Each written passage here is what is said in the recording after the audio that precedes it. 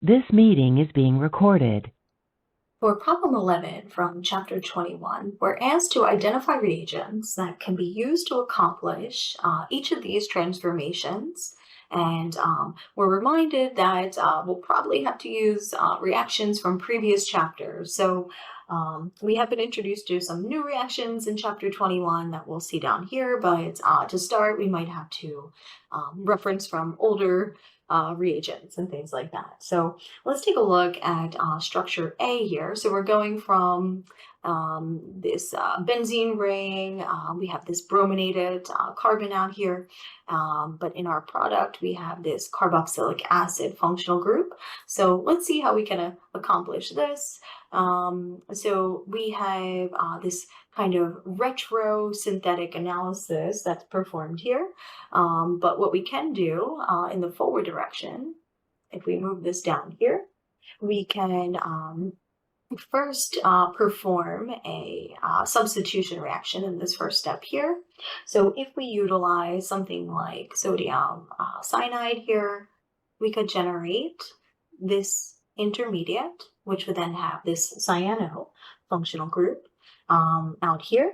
And then if we utilized heat and acidic conditions, aqueous acidic conditions, we could generate this intermediate shown here, which would be our carboxylic acid now.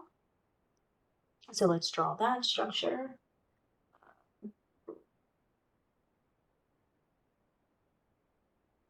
All right, so we have now this intermediate, and then to brominate at the alpha position here, where we see that bromine in our final product, we would have to use the Volhard-Zelinsky reagents to brominate at the alpha position for a carboxylic acid. So that would use dimolecular bromine, PBr3, and in a second step here, so that'll be step 1, and then step 2, we would use water to generate that alpha bromination of our carboxylic acid product.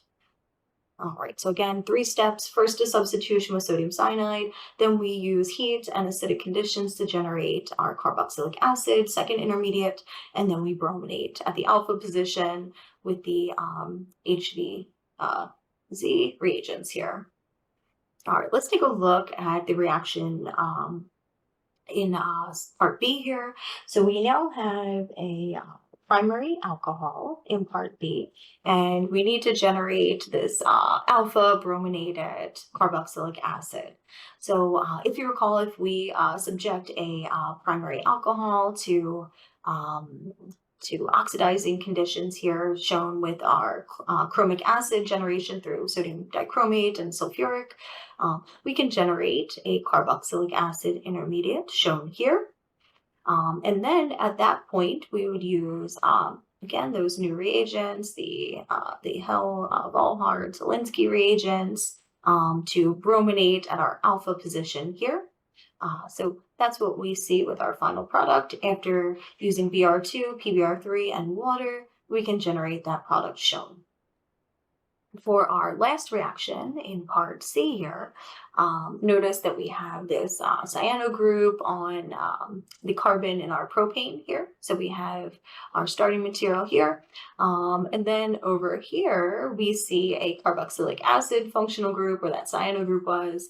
And then we see, if we drew this structure out, we would see the alpha carbon has been brominated. So we should be familiar with what reagents can accomplish this transformation.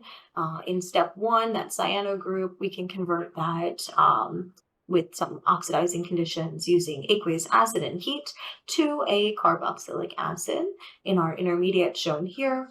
And then now that we have that carboxylic acid, we can use those Volhard-Zelinsky reagents shown here to brominate at the alpha position. And that's what we see in our final product here. So sometimes drawing the structures greatly helps you figure out the problem. So when you see this carboxylic acid functional group COOH, maybe draw it out structurally to remind you that you can brominate at the alpha position using these reagents when you have a carboxylic acid.